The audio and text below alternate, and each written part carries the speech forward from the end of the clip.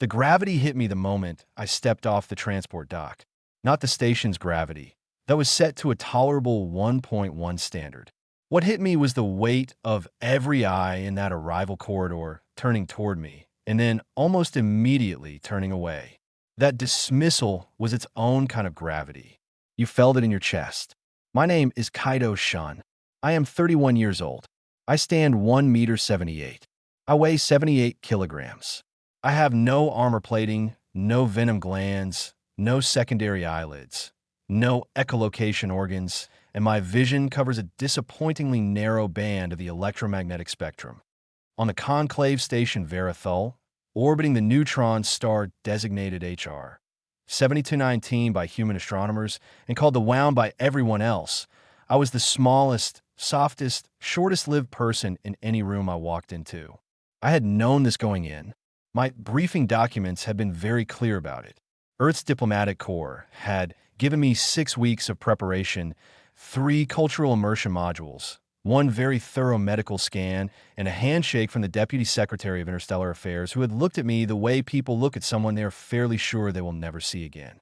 That had been 4 months ago. Now I was here, badge on my chest, reading Human Diplomatic Attaché, Kaido Shun, in 7 languages, and the corridor of Verithol was moving around me like a river moves around a pebble. Tall bodies, wide bodies, armored bodies, bodies that moved on 6 limbs or 4 or something that was technically neither. The air smelled of ammonia and something sweet underneath it, like burnt sugar left too long on the stove. The ceiling was 4 meters above my head, and the hallway was still crowded. A Vethrani soldier stepped past me, and the air pressure from his movement alone pushed me sideways half a step. He did not look down. He did not look at me at all. I was not worth the rotation of his neck. I straightened my jacket and kept walking. My liaison met me at the junction of Corridor 7 and the diplomatic ring. Her name was Sarah, and she was Keth, which meant she stood 2 meters tall on 4 articulated limbs, had a thorax the color of dark amber, and communicated through a harmonic resonator in her upper chest that her translation collar converted into something approximating a human voice. The voice it produced was calm and slightly formal, the way a patient teacher sounds when they are explaining something for the 3rd time. Attaché Shun, she said, your quarters are prepared. The preliminary session begins in 4 hours. You are not expected to speak. Good morning to you too, I said. She tilted her head in a way that I had learned, from the briefing documents, meant polite confusion. It is not morning on this station. The station operates on a 31-hour cycle aligned with. It is an expression, I said. It means hello. She filed this away. Hello. We walked together through the diplomatic ring, and she briefed me on the session agenda the way a doctor briefs a patient on a procedure. Technically complete, emotionally sparse. The Galactic Conclave's 340th session would open with the Keth Dominion presenting trade amendments, followed by the Vethrani bloc's motion on territorial buffer zones, followed by a review of new member classifications. This last item was the one that mattered to me, to Earth, to every human being alive. The motion on the table had been filed by Commander Dravash of the Vethrani Council 7 weeks ago. It was worded carefully, diplomatically, in a language of concern and protection. What it meant, stripped of all that careful language, was this: humanity should be reclassified from full member status to protected ward status. We would lose our vote. We would lose our seat at the primary diplomatic tier.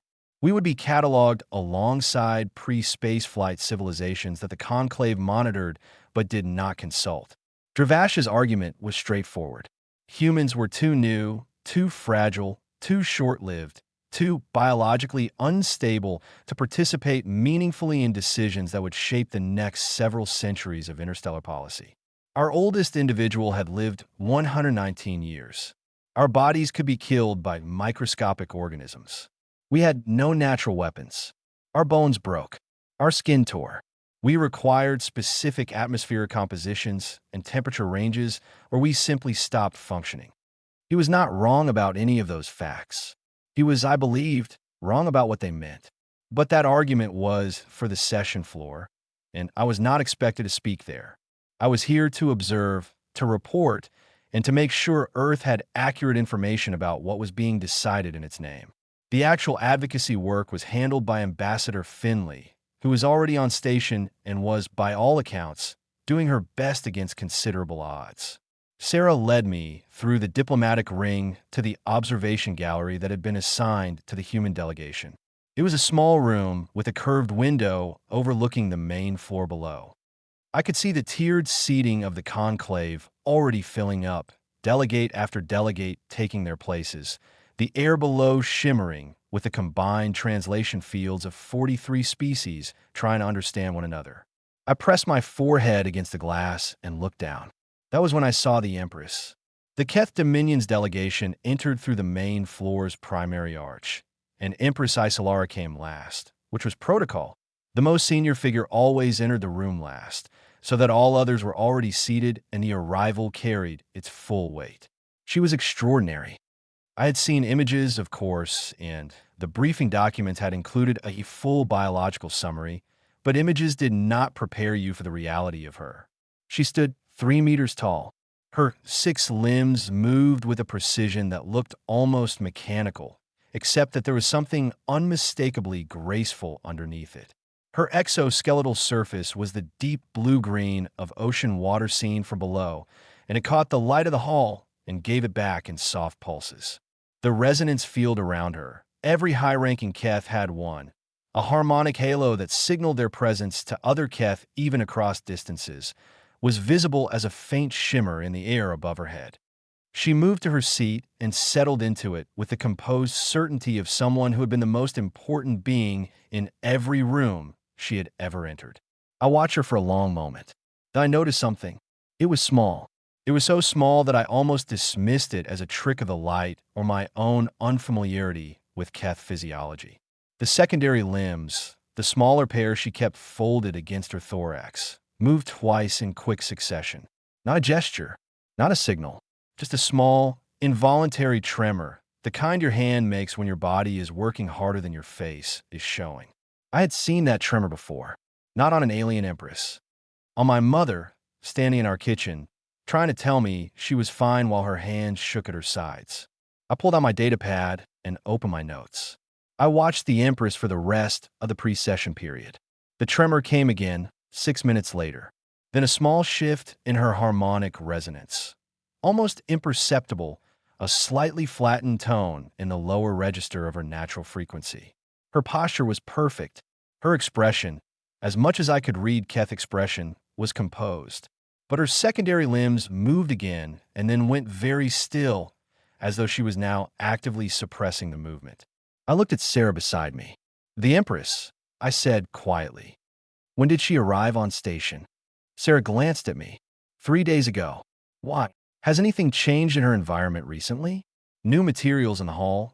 New furnishings? Anything decorative?" Sarah's head tilted again. The conclave commissioned a cultural display for this session. Each member species contributed elements. The human delegation submitted a resin installation in the main hall. I believe it is derived from a plant found on your world. Pine, I think the word is. I felt the cold settle in my stomach. Has the Empress spent time near that installation? She reviewed the display this morning as part of the formal welcome. Approximately 40 minutes. Sera posed. Attaché Shun. Why are you asking these questions? I did not answer immediately. I was looking at the Empress below. She had shifted slightly in her seat. Her resonance field had dimmed by a fraction that probably no one else in the room had registered. I had seen that dimming before too. Not in alien physiology. In a human face going pale. I knew what I was looking at. I was almost certain I knew. And if I was right, then the most powerful being in the Galactic Conclave was in serious trouble, and every medical professional around her was going to miss it entirely, because what was happening to her had been engineered out of Keth biology 12,000 years ago. I stood up. "I need to speak to someone in the Empress's medical team," I said. Sarah stared at me. "That is not possible. The session is about to begin. Her medical team is not accessible during." "Sarah," I said, and I kept my voice very calm, because calm was the only useful thing I had in that moment. "I think the Empress is having a reaction to the pine resin. I think her body is responding to it the way some human bodies respond to allergens. I think it's going to get much worse very quickly. And I think her own physicians are not going to recognize it because Keth medicine has not encountered this failure state in thousands of years. Sarah looked at me for a long moment. Her resonator hummed softly, which I had learned meant she was processing something that did not fit neatly into her existing categories. "You are a diplomatic attaché," she said finally. "You're not a physician." "No," I said, "but I grew up watching my mother nearly die from this 3 times. And the 4th time, I was the one who kept her alive until the medics arrived." The session bell rang below. The hall went quiet. The Empress sat perfectly still in her seat, composed and regal, and I was nearly certain, in the early stages of something her body did not know how to handle and her physicians did not know how to see. I looked at Sarah. "Tell me you believe me," I said. "Or tell me you don't. But tell me now." Sarah did not answer immediately. Below us, the conclave session had begun.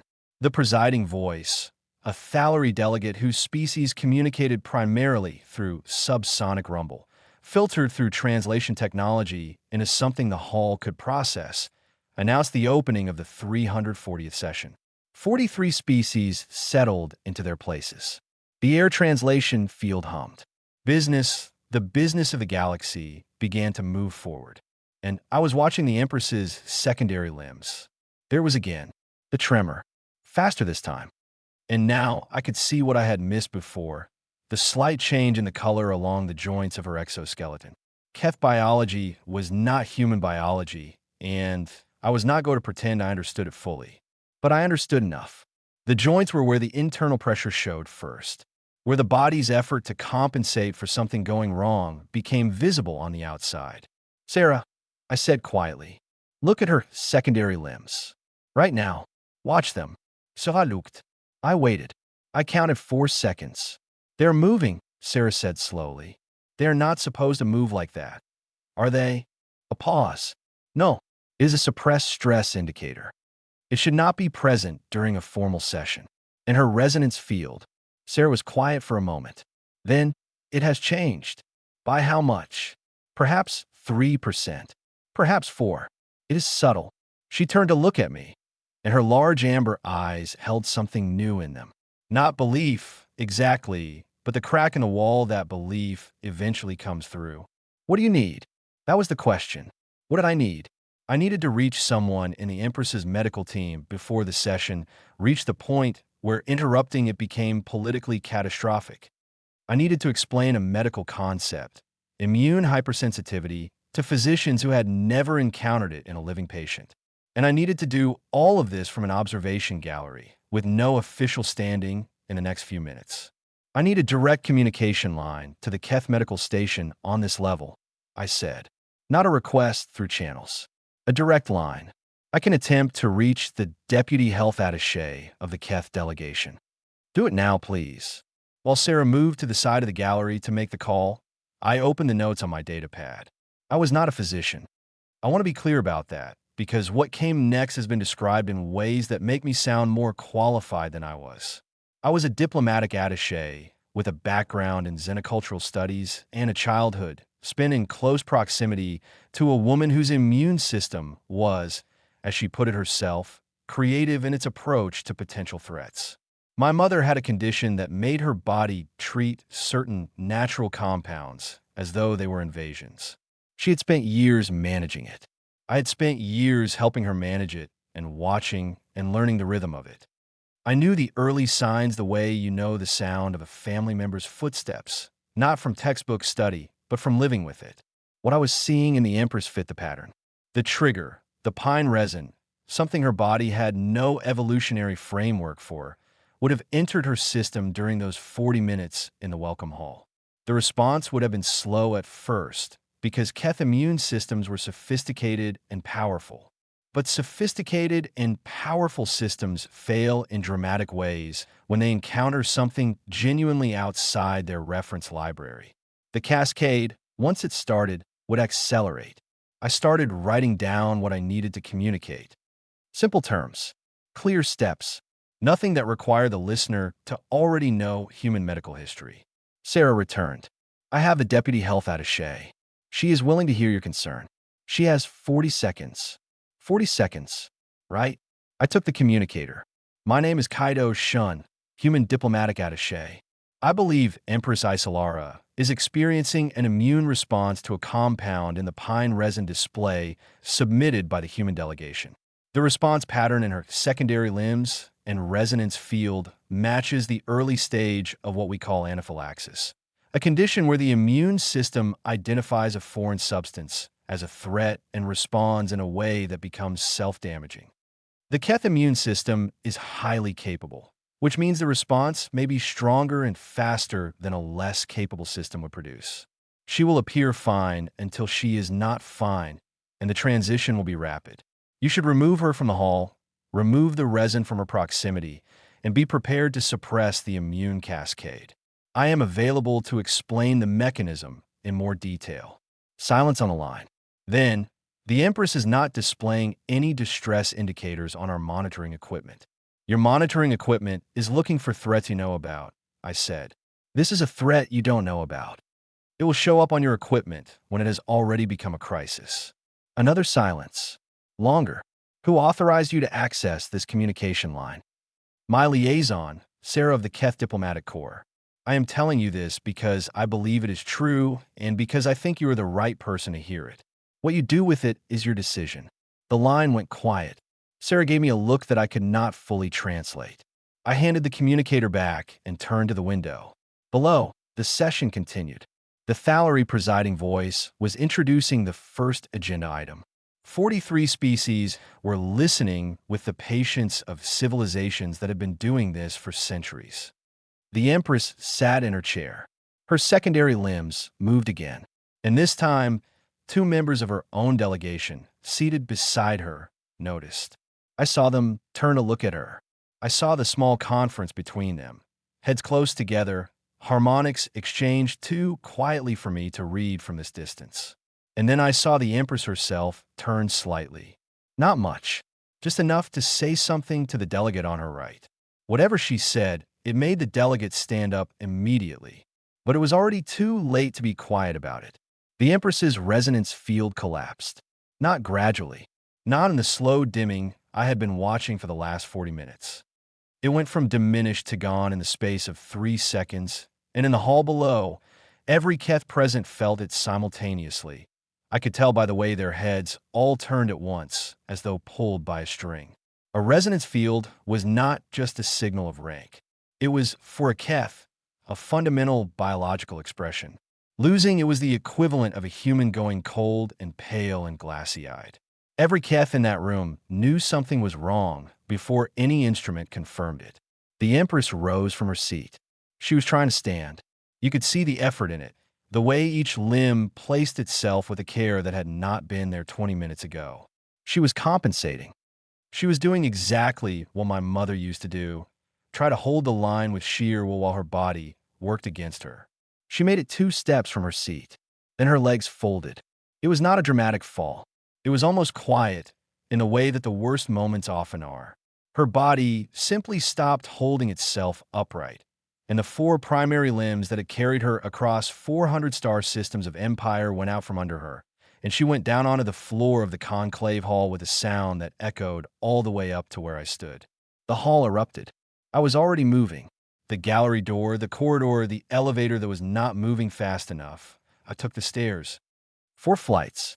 I could hear the alarms by the 3rd flight, the station's emergency system cycling up, the automated voice in 7 languages announcing a medical event on the primary floor. The doors at the bottom of the stairwell require my access badge, and I have never been more grateful for the 6 weeks of preparation that had at least gotten me that far. I came through the side entrance of the main hall, just as the Empress's medical team reached her. There were 3 of them, Keth physicians, each one carrying equipment that probably represented the finest medical technology in this part of the galaxy.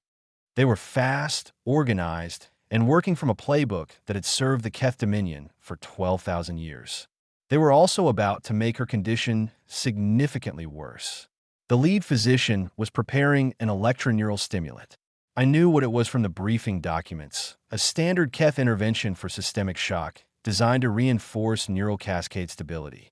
For most cath medical emergencies, it was the correct first move. For an immune hypersensitivity reaction, it was the wrong move. The stimulant would accelerate the very system that was attacking her. I crossed the hall floor at a run. A Vethrani security officer stepped into my path. He was 3 times my width, and his arm came out to block me with the casual certainty of someone who had never encountered an obstacle that weighed less than 300 kilograms. I did not fight him. I had the sense to know that fighting a Vethrani soldier was not a viable strategy for a human being who needed to cross a room in the next 15 seconds. Instead, I dropped. Completely. Instantly. I went limp from the knees down, and my full weight dropped straight through his grip, because his grip was calibrated for beings with skeletal leverage, beings whose mass resisted being redirected. My mass simply surrendered to gravity, and he was holding empty air while I was already on the floor, rolling sideways and back on my feet before his hands had finished closing on nothing. 2 seconds. I had lost maybe 2 seconds. I covered the remaining distance at a dead run and reached the medical team just as the lead physician activated the stimulant device. "Stop," I said. They ignored me. I was a small, soft creature from a new member species, and they were in the middle of a crisis, and nothing in their experience suggested they should stop for me. So I stepped in front of the device. The lead physician looked at me. Her eyes were large and faceted, and they held, in that moment, the very specific expression of a professional whose emergency procedure has just been interrupted by something that should not be here. "Move," she said through the translation collar. "You need to hear me first," I said. 30 seconds. Give me 30 seconds, and if I am wrong, you can move me yourself." She stared at me. Behind me, a crowd was gathering. Delegates from 43 species, security personnel, staff. The full weight of the Galactic Conclave, standing in a ring around one human being blocking the path of the most advanced medical team in this sector of space. 30 seconds, I said again. And the lead physician, whose name I later learned was Physician Verithenus, whose family had served Keth medicine for 9 generations, who had treated 17 heads of state in her career and had never once been interrupted by a diplomatic attaché from a primitive new member world, looked at me for a full 3 seconds. Then she said, "Speak." I spoke. What is happening to her is not a standard neurological cascade failure. Her immune system has encountered a compound it has never evolved a response to, a resin derived from a plant on my world. The compound is not toxic in the conventional sense. Her immune system is not responding to a poison. It is responding to something unfamiliar by treating it as an enemy. The response itself is what is causing the collapse. The technical term in human medicine is anaphylaxis. The neural stimulant you are about to use will amplify the immune response and accelerate the process. The correct intervention is the opposite. You need to suppress the immune cascade, not stimulate the system that is running the cascade. And you need to put distance between her and the resin. Silence. The physician's head tilted. Not the polite confusion of Sarah's gesture. Something harder. Something that was working. "Immune hypersensitivity," she said. It came out as a question and a statement at the same time. Yes, that condition was eliminated from Keth biology in the pre-conclave period. "I know," I said, "but you're treating a living patient, not a historical record, and she is getting worse." Verithenus looked down at the Empress. She looked at her instruments. Then she set down the stimulant device. "Clear the hall," she said to her team. "All synthetic resins in this room, quarantine. Now," she turned back to me. "Tell me exactly what the immune cascade requires to halt." I told her. I spoke in plain terms, in simple steps, in the only language I had for something this urgent. The physician listened with the complete attention of someone who has put her assumptions down and picked up a new framework in the space of 45 seconds. She asked 2 questions. Sharp, precise questions that told me she was not just listening. She was already translating what I said into Keth biology, finding the analog mechanisms, identifying the tools she had that could do the work I was describing. 2 minutes later, the Empress received the correct intervention. For minutes after that, her resonance field returned, faint at first, then stronger, pulsing in slow waves like a heartbeat finding its rhythm. The hall was silent. I sat down on the floor of the Galactic Conclave in the middle of the most powerful diplomatic gathering in this region of space because my legs had simply decided they were done holding me up. My hands were shaking. My heart rate was doing something that no doctor would have approved of. The floor was cold from my jacket. Physician Verithenus looked down at me from her considerable height. "The intervention is working," she said. "Good," I said. "You were correct." "I know," I said. "I was hoping I wasn't." Across the hall, I could see Commander Dravash of the Vethrani Council standing very still with the expression of a person whose categories have just been rearranged without his permission. Around him, delegates from 43 species were doing the same. And then, from the treatment area where her team was working, from the direction of the Empress herself, a sound came. A harmonic chord. Single, clear, resonating through the hall in a frequency that made the translation fields shiver with the effort of rendering it. Sarah appeared at my side. Her voice was quiet. "She said your name," Sarah said. I looked up. "She has said it twice," Sarah added. "The Empress does not repeat herself." I sat on the cold floor of Verithol, and I thought about my mother standing in our kitchen, shaking hands at her sides, telling me she was fine. I thought about the 12-year-old version of myself who had been so scared and so angry at the thing that kept trying to take her away. I thought about how fear, when you live with it long enough, becomes knowledge. "Tell her," I said, "that my mother would be glad to know it was useful." They let me see her the following morning. I want to say that sin and slowly, because people often rush past it when they tell this story later. They let me see her. The Empress of the Keth Dominion, ruler of 400 star systems, the most senior figure in the Galactic Conclave. She requested a meeting with a human diplomatic attaché who had sat down on the floor of the main hall because his legs gave out. She did not send a functionary. She did not communicate through the formal channels. She sent Verithenus to find me personally, and the physician delivered the message with the careful phrasing of someone who had been given exact words to use and intended to use them precisely. The Empress would like to speak with the human who noticed what no one else did. That was the phrase. The human who noticed what no one else did. I spent that morning trying to understand what had happened, because the night before had been a blur of station medical teams, debriefings from the Keth Diplomatic Corps, a very long conversation with Ambassador Finley, who managed to be both furious and relieved in equal measure, and a 4-hour sleep that felt like falling off a cliff. By the time Verithenus came to my quarters, I had eaten, showered, and done my best to look like someone who belonged in the same room as an empress. Sera accompagné de me. The meeting was held not in the formal receiving chamber, but in a smaller room off the medical wing, still aboard Verithol, still entirely unlike anything built with human proportions in mind, but quieter than the main diplomatic areas. The furniture was Keth-scaled, which meant I sat on a surface designed for being twice my height and my feet did not reach the floor. I made a conscious decision not to let this bother me. Empress Isolara was seated when I entered. She looked different from this distance. The resonance field was back to its full presence, the shimmer in the air above her head pulsing with a steadiness that I had not seen the day before. But she looked like someone who had been ill recently. Not weakened, exactly. The Keth did not do weakened. But there was a quality of recent effort in her stillness, the way a person who has been holding themselves together finally allows the room to hold some of the weight. She looked at me for a long moment before she spoke. Through the translation collar, her voice arrived as something close to musical, layered harmonics rendered into words, the way a symphony might sound if it decided to form sentences. "Sit," she said. I was already sitting, technically, but I straightened up. "You are smaller than I expected," she said. I had not seen a human at this proximity before. "We are easy to underestimate," I said. Sarah, standing at the edge of the room, made a small sound that might have been concern, but the Empress made no response that suggested offense.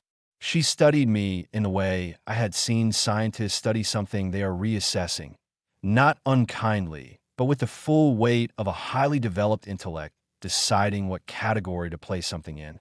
"Physician Verithenus tells me that you interrupted her medical procedure," she said. "I did." She also tells me that if you had not done so, the treatment she was about to apply would have, as you described it, accelerated the process. That is correct.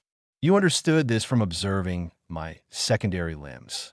In your resonance field, I said, the dimming and the pattern of suppression in your limbs, the way you were holding them still after the tremor. I recognized the effort. She was quiet for a moment. Explain to me, she said, how a human being came to recognize a Keth medical condition that Keth physicians did not recognize. I thought about how to answer that honestly. I did not recognize a Keth medical condition, I said. I recognized the behavior of something trying not to show that it is struggling. That behavior looks similar across a lot of different biologies, I think. And I recognized a specific kind of struggle because I had watched it in someone I was very close to. I told her about my mother. Not the full history. We did not have time for that, and it was not the kind of story that suited a formal meeting. But enough. The briefing, our word for it, which Sarah translated helpfully as essential information given rapidly. The 3 incidents before the one where I had intervened. The way I had learned what to watch for, because watching was all I had been able to do for a long time. The Empress listened. The Keth approach to listening was different from human listening. They went very still. The resonance field held steady. Nothing moved. It was at first unsettling, the way a room going quiet can be unsettling. Then I realized it was a form of complete attention. They gave you the absence of distraction as a gift. When I finished, she said, "Your species is vulnerable to microscopic biological threats." Yes. Your bones fracture under sufficient impact. Yes. Your skin tears. Also yes. Your atmospheric requirements are narrow. Your temperature tolerance is limited. Your lifespan is, by conclave standards, very brief. I had heard this list before, in various forms, from various sources, sometimes meant unkindly, and sometimes meant as something close to pity. Coming from her, it was neither. It was an inventory. She was counting the things that could have been weaknesses and trying to understand why they had produced something unexpected instead. All of that is true, I said. We are very easy to damage. We break in a lot of ways. And yet, she said, and yet, I agreed. There was a pause. My physicians have been using Keth medicine for a very long time, she said. They're among the finest in the Dominion. They have access to knowledge accumulated over 30,000 years. And none of them recognized what was happening to me. They knew everything that had ever threatened to Keth, I said. This had not. It was outside their library.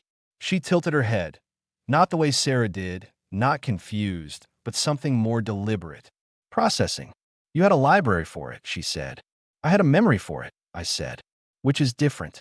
Libraries are organized. Memories are just things that stayed. She looked at me for a long time. I would like to understand something, she said. The Vethrani motion currently before the conclave argues that your species is too limited to hold full member status.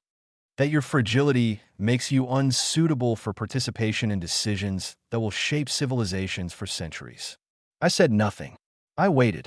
Commander Dravash's argument rests on a specific definition of capability, she said. He measures what a species can withstand, what it can do under force, what it can survive without assistance. By those measures, your species ranks at the lower end of conclave membership. Yes, I said. I would like to offer you a different measure, she said. What a species notices. The resonance field around her shifted, a deepening of tone, a settling. I did not know enough about Keth harmonics to read it precisely, but Sarah had gone very still at the edge of the room, and I took that as a signal that something significant had just been said. What a species notices, I repeated.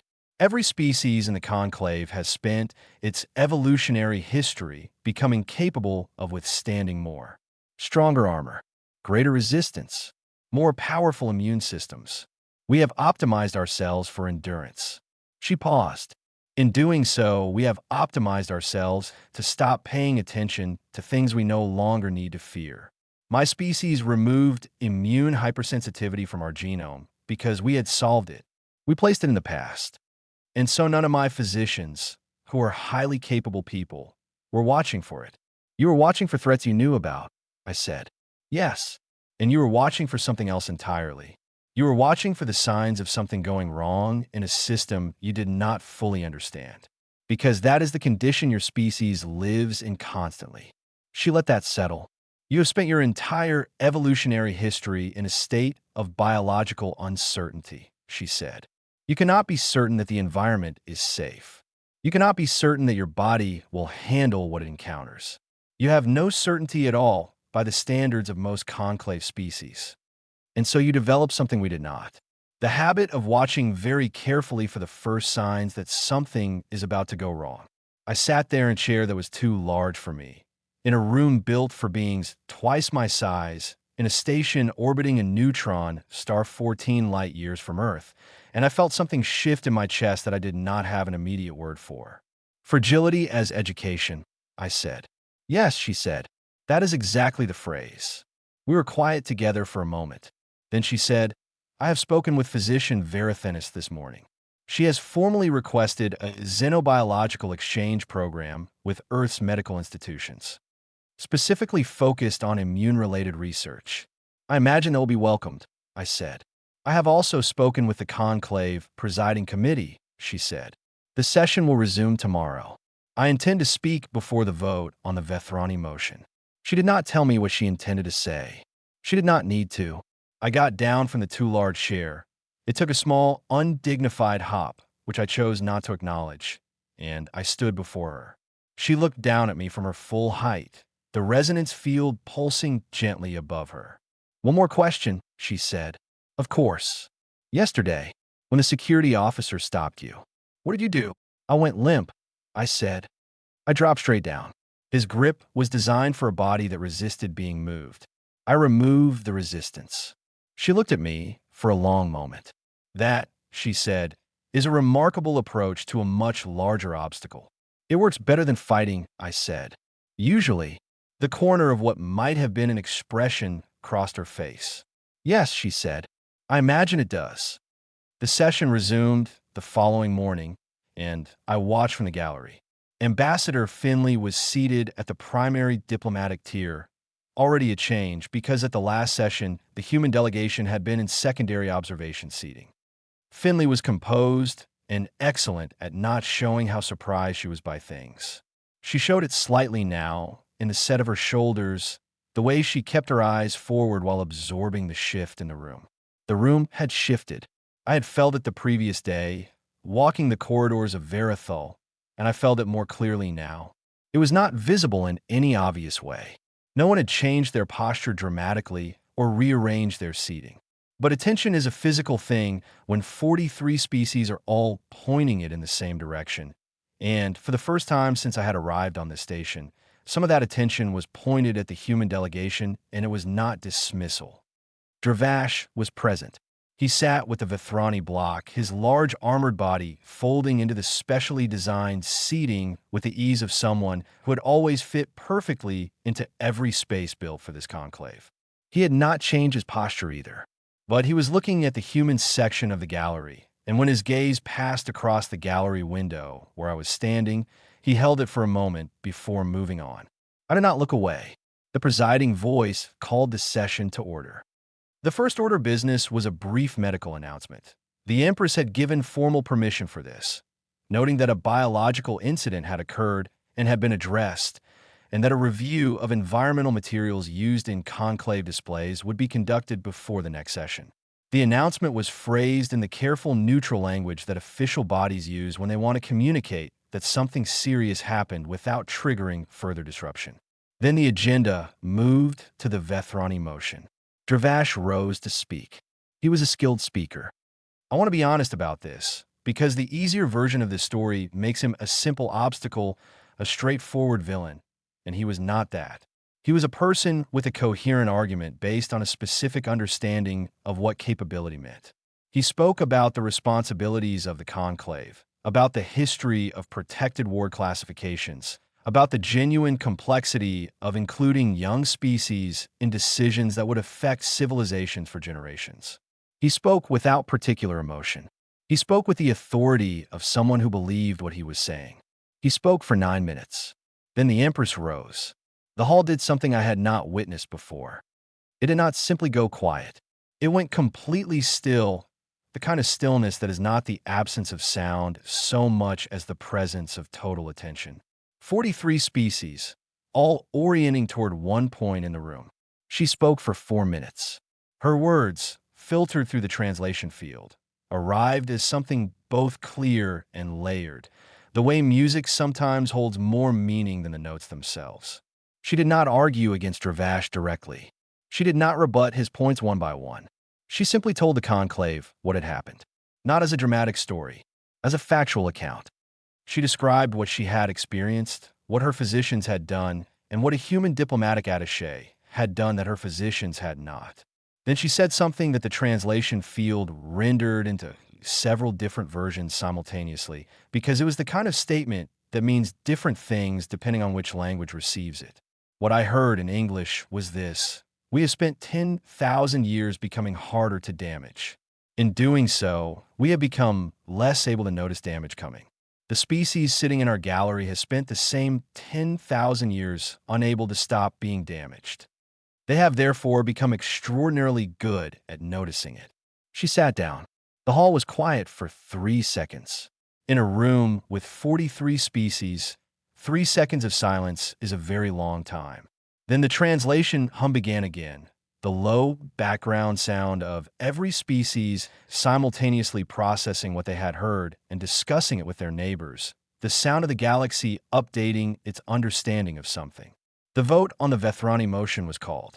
It failed by a margin that surprised almost everyone, including, I think, Dravash himself. In the gallery above, I sat very still and felt the particular exhaustion that comes after something you have been afraid of turns out differently than you feared. So I sat beside me. The motion failed, she said. I know. The Empress moved the human delegation to primary tier seating before the session began. That was not procedural. That was a statement. I know that too. She was quiet for a moment. You knew, when you stood up in the gallery yesterday, that the vote was 48 hours away. Yes. And you stood up anyway. She was getting worse, I said. The timing of the vote was not really relevant. Sarah was quiet for a moment longer. Then she said something that she delivered with the precision of someone choosing their words carefully, because she was Keth and the Keth did not speak carelessly. I called you the human who noticed, she said. In my report to the delegation yesterday, I used that phrase. I heard. I want you to know that I mean it as the highest designation I know how to give, she said. In Keth culture, we have a term for beings who perceive what others cannot. It refers to someone whose perspective is essential because they see from a position that no one else occupies. She told me the word in Keth harmonic. I cannot reproduce it in writing. The translation collar rendered it approximately as seer of the necessary. Thank you, I said. You are remarkably calm for someone who has just altered the political status of their entire species, she said. I looked out the window at the floor of the conclave below, where the session was moving on to the next agenda item, the business of the galaxy continuing as it always did. My hand stopped shaking about an hour ago. I said, I am working on calm. She made the small sound that I had come to understand was Keth laughter. That afternoon, I had a conversation I had not expected. Dravash found me in one of the station's smaller transit corridors, the kind of place where beings go when they want a conversation that is not part of the official record. He was not accompanied by security. Neither was I. It was just the two of us in a corridor built for Vethrani proportions, which meant I was once again the smallest being in a space designed for someone else. He did not say anything for a moment. He looked at me with the careful assessment of a tactician who has encountered an unexpected variable and is still working out its implications. The motion failed, he said. Yes, I said. You understand that my concerns about your species were not personal. I understand that, I said. Your concerns were structural. You had a definition of capability, and by that definition, we did not qualify. He was quiet for a moment. Physician Verathenus's report on the incident was distributed to all delegation heads this morning. I read it. I see. She describes a chain of observation that she characterizes as, he paused, as though finding the right phrasing, unusual in its source. I imagine it was. He looked at me directly. The Vethrani face was not built for the range of expressions that human faces produced. But there was something in his eyes, which were large and amber-colored and very steady, that I read as genuine inquiry. "How did you know?" he asked. "Not the medical knowledge. The medical knowledge is a detail. How did you know something was wrong before any instrument detected it?" I thought about this. "My species is not well defended," I said. "We have known this for a long time. We cannot outfight most threats. We cannot outrun most threats. We cannot outlast most threats physically. So we developed a different strategy. We pay attention. We watch for the small things, the slight change in a pattern, the detail that does not fit, the thing that is almost right but not quite. We do this because if we miss it, we do not usually get a second chance." He was quiet. "Commander Ravash," I said, "your species became very capable of withstanding threats. My species became very capable of noticing them. Those are different kinds of capability." He stood there for a long moment. A Vethrani in silence is not a comfortable presence. The sheer mass of them, the physical weight of their attention, is something you feel in the air around you. Then he said, "I may have been using the wrong measure. For a Vethrani, that sentence is an enormous thing to say. I understood that. I accepted it in the spirit it was offered. I appreciate that," I said. He turned and walked away. He did not apologize. He did not retract the motion formally, because it had already failed and the formal record was what it was. But he had said what he said, and in the political vocabulary of the conclave, it was more significant than it might seem to someone unfamiliar with how rarely the Vethrani acknowledged being wrong about anything. I stood in the corridor for a moment after he left. Then I went back to my quarters and wrote my report. The report to Earth was a formal document. I want to be honest about this too, because there is a version of this story where I wrote something eloquent and moving that changed the way the diplomatic corps thought about humanity's role in the galaxy. What I actually wrote was a 12-page report in standard diplomatic format, with appendices covering the medical incident, the response from the Keth delegation, the outcome of the Vethrani motion, and recommendations for the review of cultural display materials used in future conclave sessions. It was a thorough report. It was not poetry, but in the footnotes which formal documents allow and which no one above attaché level ever actually reads, I wrote something different. I wrote about what the Empress had said, about fragility as education, about the 10,000 years my species had spent unable to stop being damaged and what that had produced in us. I wrote about my mother's kitchen and the 12-year-old who had learned to watch very carefully because watching was the only tool available. I wrote that I thought there was something in the human experience of vulnerability that was not a deficit to be apologized for, but a perspective that the galaxy, perhaps, needed someone to hold. I wrote it in the footnotes because I was not sure anyone should have to read it if they did not want to. But I wanted it on the record somewhere. 2 weeks later, I received a response from Deputy Secretary Holloway. It was brief. It said, "Your report has been reviewed. Regarding your footnotes, they have been separately forwarded to the Cultural Strategy Division. Well done, Attaché Shun." That was all. It was enough. On my last morning aboard Verithal, before transfer to my next posting, I went to the observation deck. The station had a viewing platform on its outer ring, a long curved corridor with a transparent wall giving a direct view of open space. The neutron star HR 7219 was visible to the left, small and brilliant and terrifying, a collapsed remnant spinning so fast that it was difficult to look at directly. Around it, the station turned slowly, its rings catching the light in thin arcs. I stood there for a long time. I was still the smallest, softest, shortest-lived person who had stood in this spot, almost certainly. I still had no armor plating, no venom glands, no secondary eyelids, no echolocation. I still required a narrow range of atmospheric conditions and broke in a remarkable number of ways when those conditions were not met. None of that had changed, but the Empress had said my name twice. And in the vocabulary of the Keth, whose civilization had existed for 30,000 years, whose Empress had spoken before the conclave without repeating herself in recent memory, saying a name twice was the nearest thing they had to saying, "You matter." Sarah came to find me before my transport. She stood beside me at the viewing window, both of us looking out at the same stars. The Keth Medical Institute has formally submitted a request to Earth's Interplanetary Health Organization, she said. They want a joint research program on immune adaptation in biological systems. Specifically, and here she paused, choosing the phrasing with care, the mechanisms by which species that cannot eliminate vulnerability learn to live productively alongside it. That is a very elegant way to describe what humans do, I said. The Empress chose the wording herself, Sarah said. I nodded slowly. There is something else, Sarah said. I waited. The Vethrani Council has submitted an unusual request to the Conclave's Member Relations Office. They have asked that the human delegation consider providing observers for long-range diplomatic missions in contested border regions. She paused.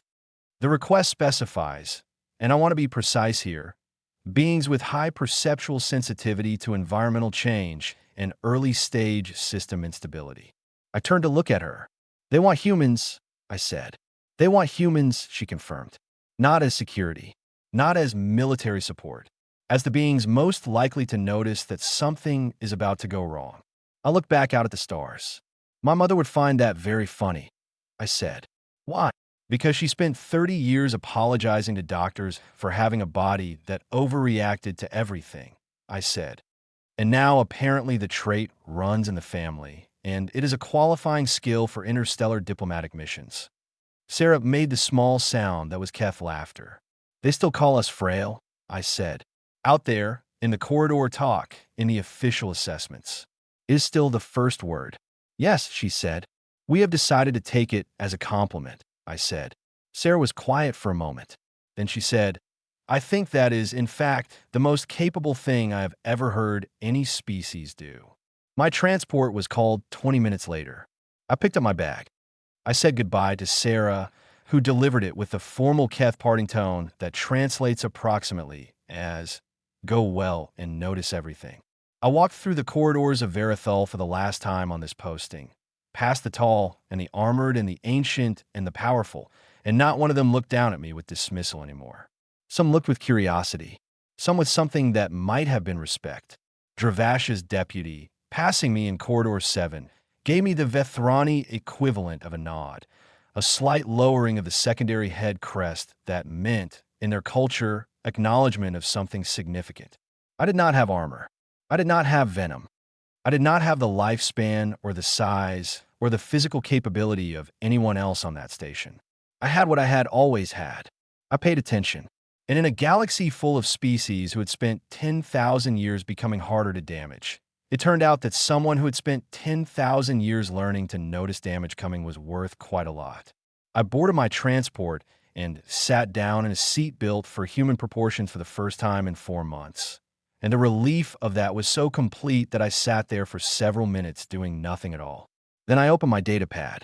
I had a new assignment briefing to read. I started with the footnotes.